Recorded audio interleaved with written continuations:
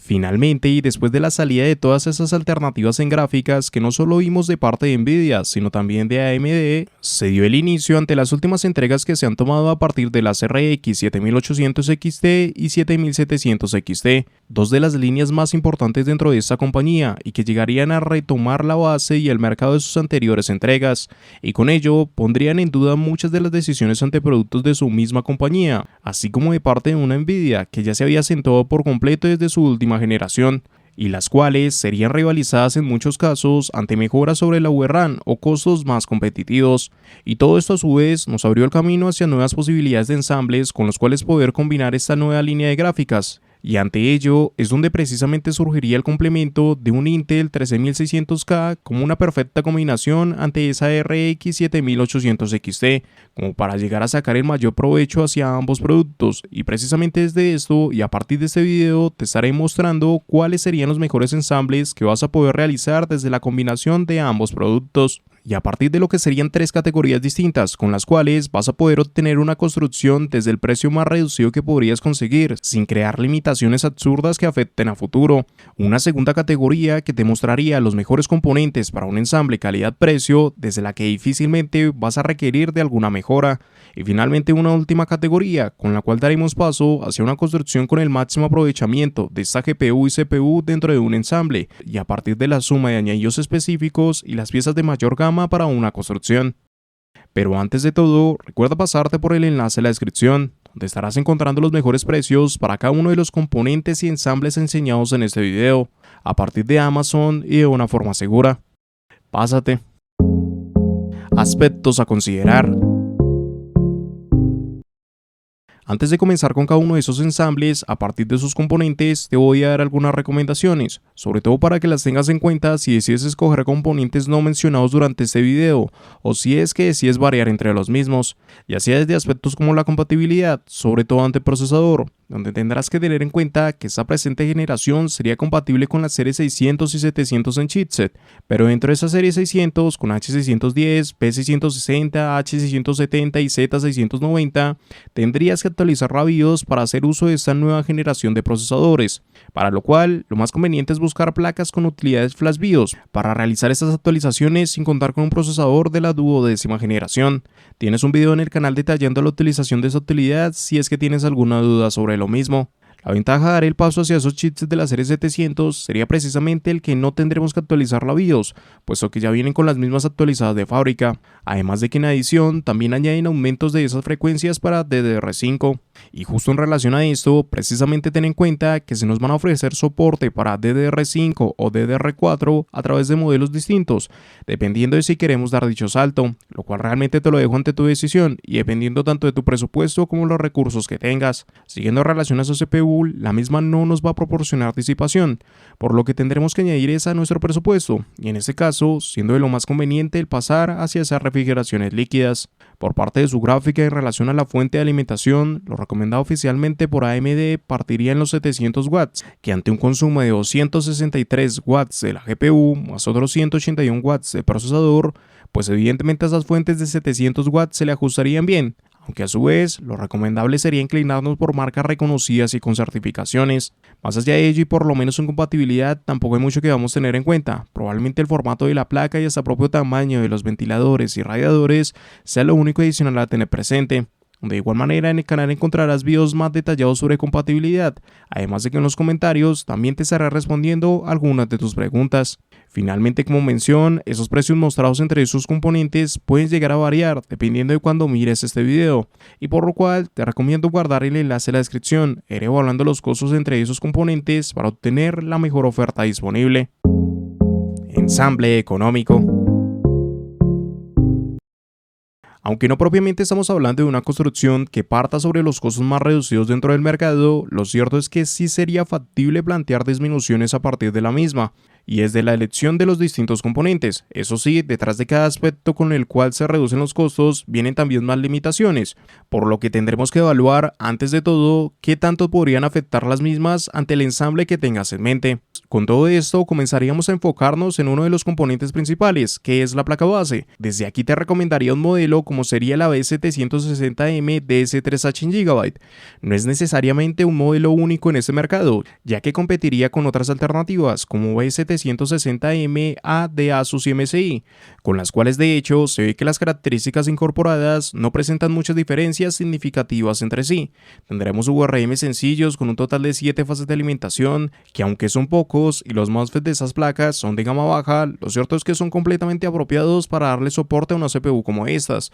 Asimismo se contaría con dos M.2, uno de los cuales cuenta con su disipación, pero desde acá notaremos apartados que hacen sobresalir ese modelo en Gigabyte, como sería el incluir USB tipo C para su backplate, y ni siquiera diría que eso es lo más importante. Lo que realmente se destaca en comparación con la competencia es su precio, ya que es una de las opciones más económicas en este mercado, y lo mismo está a fin de las necesidades de la construcción que intentamos realizar. Con este modelo partiría si nuestras intenciones estuviesen en reducir al máximo posible los costos, pero además contaría con otras alternativas si tal vez nuestro presupuesto no se ve tan ajustado. De esta manera es como precisamente iríamos escalando desde modelos como B760 Plus de Asus, una placa con la que se da el salto hacia un formato de tipo ATX, y con esto nos conduce hacia un modelo que ya contaría con 3 M.2 dentro de su base, reforzamiento de su PCI Express, la disipación completa de su URM, se conservaría aquel USB tipo C en su backplate, además de incorporar un RJ45 en los 2,5 GB. Pero sobre todo, ese paso en el tercer M.2 es la característica más importante a destacar y la que marcaría realmente el cambio que se ve aún con modelos de mayor gama, desde lo que nuevamente es un costo bastante reducido ante estos añadidos. A partir de ahí, inclusive podemos seguir agregando alternativas, que aunque ya no son tan económicas, también son válidas de asignar hacia esa categoría. Con esto conseguiríamos dar el paso siguiente hacia B760 Aorus Elite. Este modelo ofrece mejoras significativas como un formato ATX, 3 ranuras en M.2 con disipación para cada una de ellas, reforzamiento en el PCI Express, un USB tipo C en su backplate y encabezados internos, además de inclusive dar el paso en Wi-Fi 6E. En general, a simple vista esta placa se percibe como una opción mucho más avanzada y completa, y que precisamente nos llevaría a competir con alternativas como Tomahawk, la F Gaming, TUF y A Gaming en B760, donde las características casi que se comparten y realmente el costo determinaría en muchas ocasiones nuestra decisión, el cual estaría por lo menos de momento a fin de esa Gaming y Aorus Elite. Siguiendo con el resto de los componentes, ten en cuenta que cada una de las placas mencionadas tiene su versión correspondiente para DDR5 o DDR4,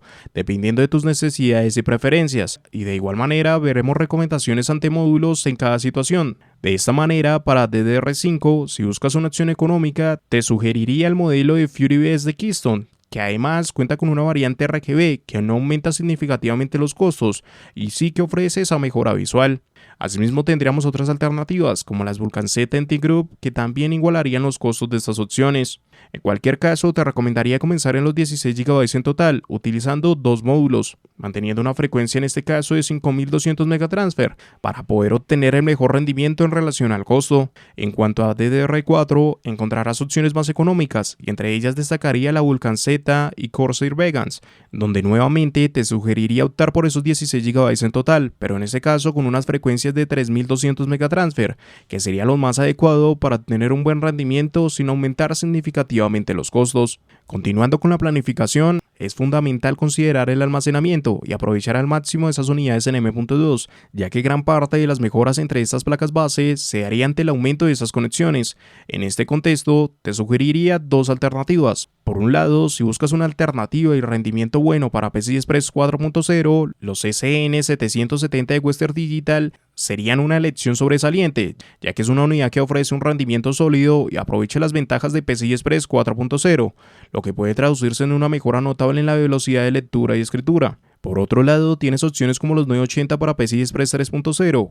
que aunque no alcanzarían las velocidades de los modelos de PCI Express 4.0, siguen siendo una elección muy acertada. Esos SSDs emplean técnicas de almacenamiento en caché para aumentar sus frecuencias, de ahí que se puedan percibir números tan elevados y precios tan competitivos, pero aún con ello siguen siendo excelentes alternativas, aún más en comparación frente al rendimiento que nos daría una unidad en SATA. Teniendo en cuenta estos tres aspectos iniciales, podemos adentrarnos en detalles más específicos relacionados con los dos componentes fundamentales. Por ejemplo, consideramos la CPU, donde incluso podemos optar por versiones que carecen de gráficas integradas, aquellos modelos F, lo que podría resultar en una ligera reducción de costos. Esta decisión es bastante personal y no afectaría la elección del sistema de refrigeración que vamos a incluir, tal cual como el optar por versiones no K, ya que a la final ni el chipset ni modelos mencionados en estas placas base nos servirían para dar modificaciones en OC hacia esas versiones K de estos procesadores, como sería el 13500, que realmente sigue siendo más que apropiado para esta configuración e inclusive añadiría ya una disipación de stock.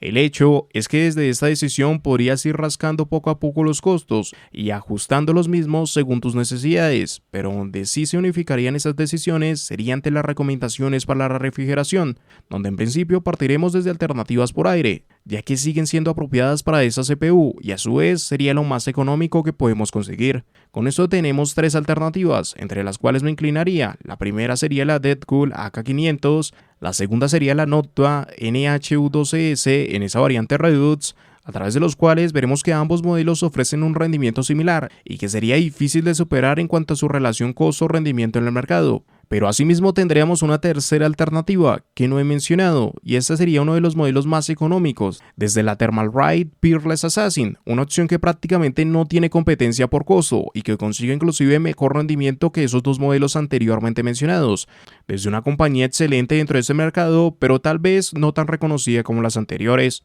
Sin embargo, dado que no todos optarían por refrigeraciones por aire, especialmente con procesadores como estos, debemos considerar las opciones en refrigeraciones líquidas, que suelen ser un poco más costosas, pero ofrecen una excelente calidad. Entre las opciones disponibles, de nuevo veremos que estas mismas marcas mencionadas también nos ofrecen alternativas en refrigeraciones líquidas de excelente calidad. De esta manera es como surgirían modelos dentro de Thermalright desde las Frozen Magic Zenith V2, que una vez más plantean exactamente lo mismo, un producto con un precio en el cual no tiene competencia alguna y un rendimiento que fácilmente sobrepasa su gama, como para ser una de las mejores opciones en un rango económico. Desde ahí el siguiente paso ya nos llevaría hacia otras compañías, algo más reconocidas como serían Deadcool, desde la cual se desprende la serie Castle, que aunque ya tiene bastante tiempo en el mercado, se sigue combinando perfectamente con esos procesadores, tal cual como opciones más recientes como las LS520 SE de esa misma compañía, que serían otra excelente opción a un costo reducido y desde la base de construcción de los modelos actuales. Asimismo, componentes como estos son los que nos dan las principales condiciones ante la elección de parte del gabinete, y justo ahí entraríamos a mirar cuáles serían las mejores alternativas que tendremos, donde en principio te diría que considerases productos de marcas locales, ya que desde ahí es donde verás las mayores reducciones en costo desde una pieza que a la final sería de menor complejidad. Por otro lado, ya mencionando más un modelo en específico, principalmente optaría por alternativas dentro de marcas como Antec o Fantech, que por lo general son las que mejores precios reúnen. Entre ellas, tendría en cuenta modelos como los Eclipse, ya sea desde el G300A o el P360A, que a pesar de ser bastante económicos, mantienen una buena compatibilidad hacia cada uno de sus componentes enseñados. En cuanto a Antec, tendríamos el modelo NX410, que sería otra excelente opción, desde lo que nuevamente es un producto con un costo bastante competitivo. Y finalmente, como recomendación extra, estaría el modelo de Jeskit LT1, que sería una alternativa hacia aquellas placas de formatos micro ATX mencionadas. El único problema con la misma es que no haría soporte a esas refrigeraciones por aire en la parte superior, pero sí que ante el resto de los componentes nos incluiría un perfecto soporte. Finalmente llegamos a los dos últimos componentes, que estarían estrechamente relacionados, la elección de la tarjeta gráfica que incorporaremos y la fuente de alimentación. Desde lo mismo y ante su gráfica, tienes varias alternativas entre los diferentes ensambladores del mercado. Sin embargo, el costo mínimo que podrás encontrar sería el precio base de estos modelos, que precisamente suelen venir desde opciones a doble fan, como las Pulse de Zafir o las Challenger de ASRock, que aunque mantengan estos diseños a doble fan, siguen siendo apropiadas para esos núcleos. Además de esto, contaríamos con otras opciones que nuevamente aportan costos bastante similares y con una de las alternativas más típicas en rangos económicos, desde las Quick 319 de XFX, un modelo jack con 3 fan y es de la misma base como costos de las anteriores alternativas. Estas opciones constituyen de momento los costos más reducidos que podemos conseguir,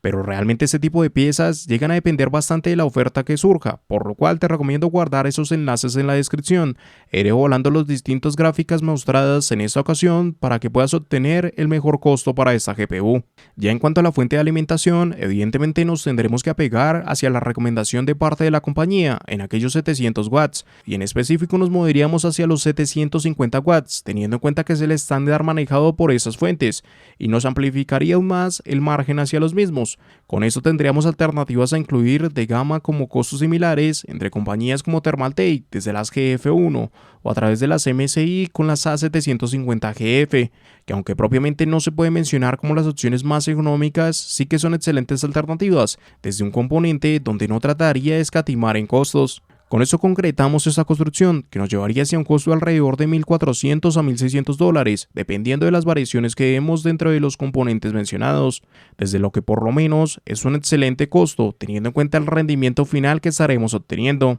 y el que realmente no llegamos a limitar demasiado aquellas características dentro del mismo. Eso sí, sería factible reducir aún más aquellos costos para esa construcción, pero se haría ante la pérdida de apartados que realmente no creo que fuesen convenientes para estos dos componentes base. De hecho, desde acá trataría sobre todo de dar modificaciones, pero a favor de mejoras, que sería precisamente el objetivo de la siguiente categoría. Ensamble, calidad, precio.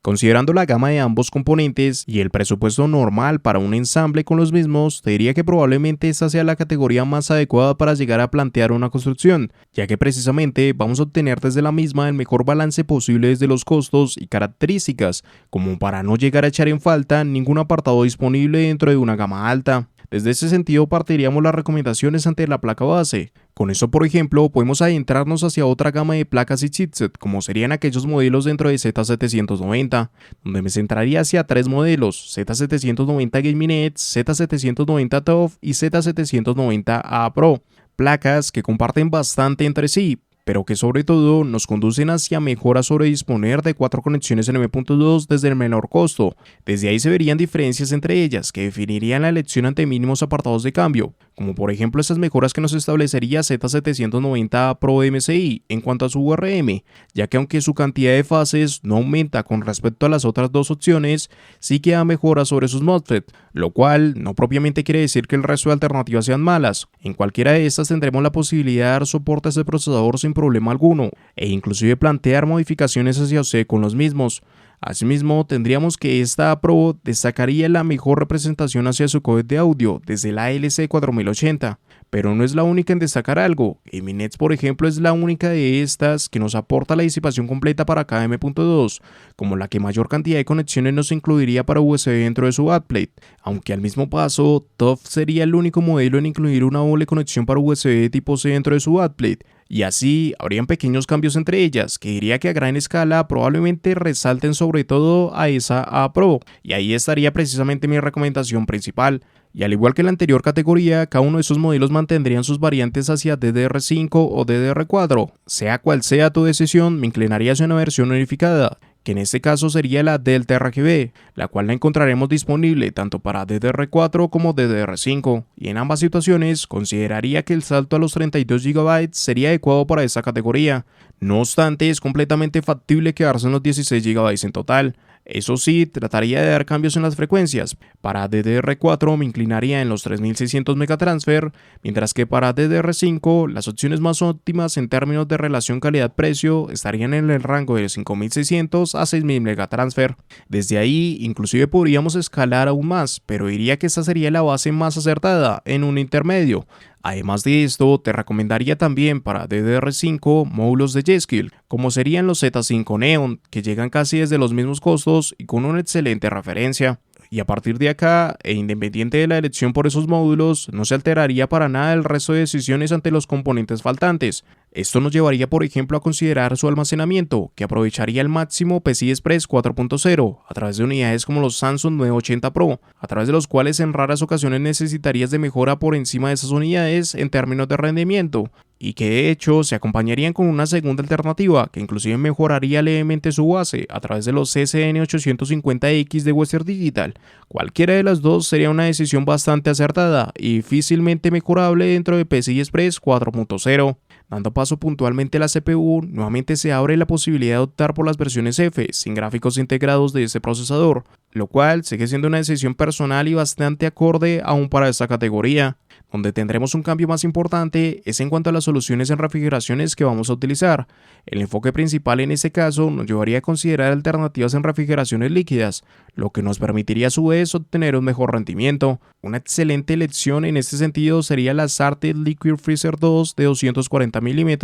las cuales incluso son adecuadas para procesadores de gama alta, gracias a las soluciones en disipación activa de su bomba. Sin embargo, es importante mencionar que no destacan tanto en términos de estética. Por lo tanto, surge una segunda alternativa cercana en términos de rendimiento, que sería las Deadcool LS520, que además añadirían una estética más moderna. No obstante, si lo que deseamos es optar por soluciones en refrigeraciones por aire, aún tenemos numerosas opciones en el mismo rango de precio, incluyendo modelos que irían escalando desde la Deadcool AK620, que sumarían una excelente estética y costos más reducidos que esas alternativas de refrigeraciones líquidas mencionadas, desde lo que sigue siendo un rendimiento excelente para ese procesador, e inclusive a partir de acá también tendríamos otras opciones que nos llevarían hacia los mismos costos que esas refrigeraciones líquidas a través de las alternativas de Noctua NH15, con las que difícilmente se encontraría mejora a la base planteada por estas. Desde acá tan solo nos faltarían los últimos detalles con los cuales vamos a estar concluyendo esta construcción, y entre aquellos tendremos la decisión alrededor de la gráfica.